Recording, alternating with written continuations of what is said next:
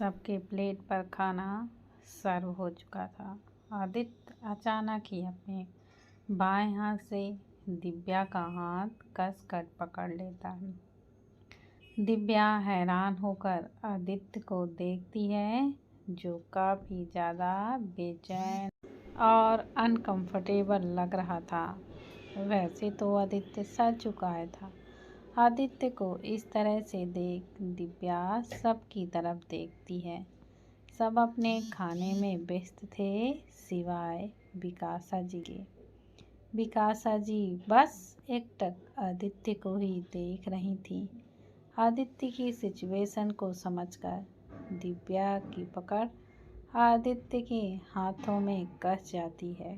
आदित्य और दिव्या अपना dinner start करते हैं।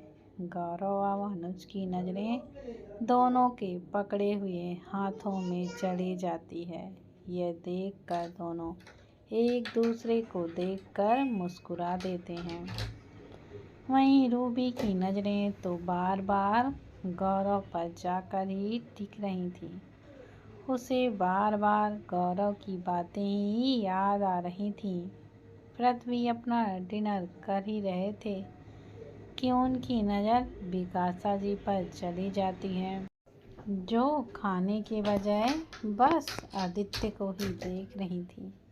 पृथ्वी एक नज़र आदित्य को देखते हैं, फिर विकासा जी के कान में धीरे से कहते हैं, बिस अगर आप ऐसी ही देखती रहीं तो आदित्य और ज़्यादा अनकंफर्टेबल हो जाएंगे। विकासा जी वैसे ही आदित्य को देखते हुए धीरे से कहती हैं, आज पहली बार हम आदित्य को खाते हुए देख रहे हैं। हमारी नज़र उनसे हट ही नहीं रही है। पृथ्वी फिर एक बार कहते हैं, हमें पता है बिस, लेकिन आप आदि के बारे में तो सोचिए ज़रा। उन्हें आपके नज़रों का एहसास हुआ तो। विकासा जी की नज़र अब आदित्य से हटकर पृथ्वी की तरफ हो जाती है। पृथ्वी विकासा जी को आंखों के इशारे से शांत रहने के लिए कहते हैं। विकासा जी अब अपना डिनर करने लगती हैं, लेकिन फिर भी उनकी नज़र बार बार आदित्य पर ही जा रही थी। डिनर होते हुए सब अपने कमरे में चले जाते हैं। दिव्या जा ही रही होती है कि विकासा जी उसे रोक कर एकदम से उसके गले लग जाती हैं। दिव्या को भी इस बात का एहसास हो चुका था कि विकासा जी ऐसा ही कुछ करेंगी। विकासा जी दिव्या से अलग होकर उसके चेहरे को छूते हुए कहती हैं, थैंक यू हमारी ज़िंदगी में इतने खूबसूरत पल लाने के लिए। दिव्या विकासा जी के हाथों पर हाथ रखकर मुस्कुरा देती हैं। फिर दिव्या भी अपने कमरे की तरफ चली जाती है। कमरे में जाकर वह देखती है तो आदित्य बेड पर लेटकर उसी का ही इंतज़ार कर रहा था। दिव्या दरवाज़ा बंद करके जल्दी से बेड से चढ़कर आदित्य के ऊपर पेट के बल लेट जाती है। दिव्या के ऐसे करते ही आदित्य मजबूती से दिव्या के कमर से पकड़ लेता है। दिव्या आदित्य के सीने पर सिर रख लेती है। बहुत देर होने पर दिव्या सर उठाकर देखती है, आदित्य अब तक सो चुका था। दिव्या पहले सो चुकी थी, इसलिए उसे अब नींद नहीं आ रही थी। दिव्या बड़े ही ध्यान से आदित्य के चेहरे को देखने लगती है। अपने हाथ को बढ़ाकर दिव्या आदित्य के चेहरे को छूने लगती है। उसकी बंद आँखें, नाक, गाल और फिर उसके होठों को छूने लगती है। अचानक पता नहीं दिव्या को क्या होता है, वह आगे बढ़कर अपने होठों को आदित्य के होठों के साथ जोड़ देती है। आदित्य के होठों का चुंबन पाते ही दिव्या गहराई से उसके होठों को चूमने लगती है। दिव्या आज पहली बार किसी को किस कर रही थी। वैसे तो जब आदित्य किस करता था तो उसका साथ दिव्या दिया करती थी, लेकिन आज दिव्या ने खुद पहल की थी मीठे रस को पीने में। दिव्या इतनी मग्न हो जाती है कि वह सांस लेना ही भूल सी गई। आधे घंटे तक आदित्य के होठों को चूमने के बाद दिव्या उसे छोड़कर लंबी लंबी सांसें लेने लगती है। थोड़ी देर बाद वह नॉर्मल होकर आदित्य के होठों को देखने लगती है। आदित्य के होठ को देखते ही दिव्या एक बार फिर झुककर अपने होठों को उसके होठों से मिला देती है। इस बार उसे महसूस होता है कि आदित्य की पकड़ दिव्या पर मजबूत हो गई है। इसके साथ ही आदित्य भी दिव्या के होठों को बड़े शिद्दत के साथ चूम रहा था। दिव्या अब तक समझ चुकी थी कि आदित्य उठ चुका है। दिव्या भी आदित्य का साथ देते हुए उसे डीपली किस करने लगती है। दोनों के होंठ एक दूसरे से उलझ चुके थे। वहीं आदित्य का हाथ दिव्या के कमर पर वक्त के साथ कसते ही जा रहे थे। आदित्य तो दिव्या के पहले किस करने पर ही उठ चुका था, लेकिन वह कुछ करता उससे पहले दिव्या झट से पीछे हटकर लंबी लंबी सांसें लेने लगती है। यह महसूस होते ही आदित्य कुछ नहीं करता, लेकिन जैसे ही दिव्या फिर से अपने होठों को आदित्य के होठों से मिला लेती है तो आदित्य खुद को अब कंट्रोल नहीं कर पाता और अपने हाथ की पकड़ को मजबूत करते हुए उसे किस करने लगता है। बहुत देर तक होठों के उलझे रहने से सांसों की गति धीमी हो गई थी। आदित्य धीरे से दिव्या के होठों को अपने होठों के गिरफ्त से आज़ाद करता है। अलग होते ही दिव्या अपने सांसों की गति को नॉर्मल करने लगती है। आदित्य अपनी आंखें खोल दिव्या को देखने लगता है। कुछ मिनट में दिव्या बिल्कुल नॉर्मल सी हो जाती है। दिव्या आदित्य को देखने लगती है। दोनों की नज़रें आपस में मिल जाती हैं। दिव्या नज़रें हटाकर आदित्य के सीने से लग जाती है। आदित्य दिव्या के बालों को सहलाने लगता है। वहीं दिव्या को तो बिल्कुल नींद ही नहीं आ रही थी। वह आदित्य के शर्ट के बटन से खेलने लगती है। अब आदित्य दिव्या के हाथ को पकड़कर अपने हाथों की उंगलियों में फंसा लेता है और धीरे से कहता है, तुम्हें नींद नहीं आ रही? दिव्या सिर उठाकर आदित्य को देखते हुए अपना सिर ना में हिला देती है। आदित्य आंखों से इशारे करके उसे उठने के लिए कहता है तो दिव्या आदित्य के ऊपर से उठकर बैठ जाती है। आदित्य भी उठकर खड़ा हो जाता है और कबर्ड से दिव्या के लिए एक गाउन लेकर आ जाता है जो उसने कुछ दिन पहले ही खरीदा था। वह गाउन को देते हुए कहता है, ये लो और रेडी हो जाओ।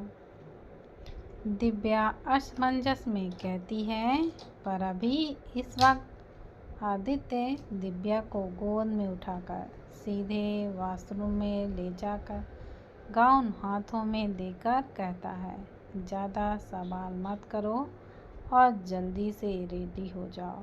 इतना बोलते ही आदित्य बाथरूम से बाहर निकल जाता है। दिव्या गाउन को देखने लगती है जो डार्क रेड कलर की थी। कुछ देर बाद दिव्या रेडी होकर बाहर जाती है। दिव्या जैसे ही सामने देखती है उसकी नज़र वहीं ठहर जाती है। ब्लैक पैंट, ब्लैक शर्ट के ऊपर डार्क रेड कलर की जैकेट में आदित्य काफ़ी ज़्यादा हैंडसम लग रहा था। वहीं आदित्य जब दिव्या पर पड़ती है तो उसका भी कुछ ऐसा ही हाल हो जाता है।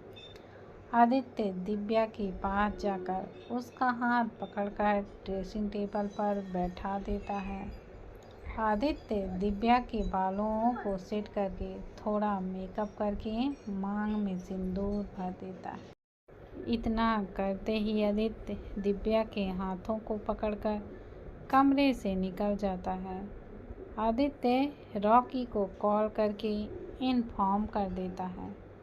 दोनों अब कार में बैठ जाते हैं। उनके बैठते ही कार सिंघानिया विला से बाहर निकल जाती है। उनके कार के आगे और पीछे बहुत सारे बॉडीगार्ड्स की कार चल रही थी। दिव्या इधर उधर देखते हुए कहती है, हम इस वक्त कहाँ जा रहे हैं?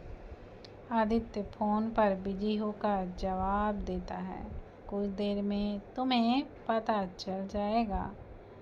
दिव्या कुछ नहीं पूछती, खिड़की से बाहर देखने लगती है। दूसरी तरफ एक होटल रूम में ज्येष्ठा बैठी दरवाजे की तरफ बार बार देखते हुए टाइम को देखे जा रही थी। वहीं ध्रुव ज्येष्ठा की हरकतों को ही नोट कर रहा था। उसे रहा ही नहीं जाता। वह एकदम से पूछता है, वाइफी, मैं तुम्हें पूछ पूछ के थक चुका हूँ। हम इस वक्त किसका इंतज़ार कर रहे हैं? ज्येष्ठा फिर एक बार घड़ी की तरफ देखकर खुद से ही कहती है, पता नहीं वो लोग आएंगे या फिर नहीं। ध्रुव कभी ज्येष्ठा को देखता है तो कभी दरवाजे की तरफ। वह हार मानकर अपने फ़ोन पर बिजी हो जाता है। कुछ ही देर में होटल रूम का दरवाज़ा खुलता है। ध्रुव की नज़र दरवाजे की तरफ चली जाती है। ज्येष्ठा मुस्कुराते हुए खड़ी हो जाती है। वहीं ध्रुव सामने वाले को देखकर पूरा शॉक्ड हो जाता है। सिंघानिया विला। तेजस पाइप से होते हुए चढ़कर सीधे रूही के बालकनी में जाता है। बालकनी का दरवाज़ा खुला होने की वजह से तेजस अंदर जाकर बेड पर रूही को उठाने लगता है। रूही कसमसाते हुए अपनी आंखें खोलती है। तुम? चिल्लाते हुए रूही उठकर बैठ जाती है। तेजस रूही को धीरे बोलने का इशारा करते हैं। रूही तेजस को देखकर उससे पूछती है, तुम इस वक्त यहाँ पर क्या कर रहे हो? तेजस एकदम से जवाब देता है, तुमसे मिलने का मन कर रहा था रूही हैरानी से तेजस को देखने लगती है। रूही बेड से उठकर बालकनी का दरवाज़ा बंद करती है और तेजस के पास जाकर परेशानी होकर कहती है, तुम मुझे बता नहीं सकते थे? इस तरह से चोरों की तरह आने की क्या ज़रूरत थी? तेजस रूही के हाथों को पकड़कर खींच लेता है और कमर से पकड़कर कहता है, अगर मैं पहले बताता तो तुम मुझे कभी आने ही नहीं देती। रूही खुद को छुड़ाते हुए कहती है, तेज, अगर किसी ने देख लिया तो? उसके इतना बोलते ही दरवाजे पर दस्तक होती है। रूही घबराते हुए दरवाजे की तरफ देखती है। फिर एक बार दरवाजे पर दस्तक होती है। रूही तेजस को वॉशरूम में ले जाकर लॉक कर देती है। रूही अपने आप को नॉर्मल कर दरवाज़ा खोलती है तो देखती है अनुज बाहर खड़ा था। उसे देखकर रूही की भौहें चढ़ जाती हैं। वह पूछती है, क्या हुआ अनुज भाई? अनुज रूही की बातों का बिना जवाब दिए अंदर चला जाता है और कुछ खोजने की कोशिश करता है। अनुज को ऐसे देखकर रूही फिर से पूछती है, आप क्या ढूंढ रहे हैं? इस बार भी अनुज कोई भी जवाब नहीं देता और सीधे जाकर वॉशरूम का दरवाज़ा खोलता है। रूही की तो आंखें हैरानी से बड़ी हो जाती हैं। अनुज तेजस को घूरते हुए कहता है, तू इतनी रात को रूह के वॉशरूम में क्या कर रहा है? फिर रूही को देखते हुए सीरियस वे में कहता है, रूह तुम्हें शर्म नहीं आती इस तरह बिना शादी किए ये सब करने की? रूही और तेजस अनुज को घूर कर देखते हैं। उनके नज़रों को अपने ऊपर पड़ता देख अनुज झट से हंसते हुए कहता है, अरे यार मैं तो बस ऐसे ही कह रहा था। मैं वो अपने बालकनी में खड़ा था तो तुझे पाइप से चढ़कर रूह के कमरे में आते हुए देखा। मुझे लगा कोई चोर है इसलिए मैं यहाँ पर चला आया। अगर यहाँ पे आना ही था तो तू मेरी हेल्प ले लेता। मैं कौन सा तुझे मना कर देता। रूही और तेजस एक दूसरे को देखने लगते हैं। अनुज तेजस के कंधे पर हाथ रख कर कहता है, मैं तेरे लिए बहुत खुश हूँ यार। इनफैक्ट मैं तो तुम दोनों के लिए बहुत खुश हूँ। ठीक है अब मैं चलता हूँ, अच्छे से वक्त बिताना और हाँ दादी की नज़रों से बच कर रहना वरना तुम्हारी खैर नहीं। बोल कर अनुज वहाँ से चला जाता है। रूही जल्दी से दरवाज़ा बंद करती है और तेजस के पास जाकर उसे बैठाकर खुद भी बैठ जाती है। तेजस रूही से, तुम बहुत लकी हो रूह जो तुम्हें अनुज जैसा भाई मिला। रूही मुस्कुराते हुए कहती है, हाँ ये बात तो बिल्कुल सही है कि मैं बहुत लकी हूँ कि मुझे ऐसा परिवार मिला, ऐसे चारों भाई मिले और इतना लविंग केयरिंग हस्बैंड भी मिल गया। तेजस कुछ सोचते हुए कहता है, लेकिन आदित्य तो। इससे आगे तेजस कुछ बोलता रूही झट से कहती है, आदि भाई भले बात नहीं करते लेकिन उन्हें हर किसी की फिक्र है। वो अपने इमोशंस को कभी शेयर नहीं कर पाते, लेकिन अब भाभी आ गई हैं ना तो उनके व्यवहार बदल रहे हैं। तेजस सच में आदित्य कितना लकी है जिसे भाभी जैसी वाइफ मिली। रूही तेजस के सीने से लगते हुए कहती है, भाभी हम सब के लिए लकी हैं।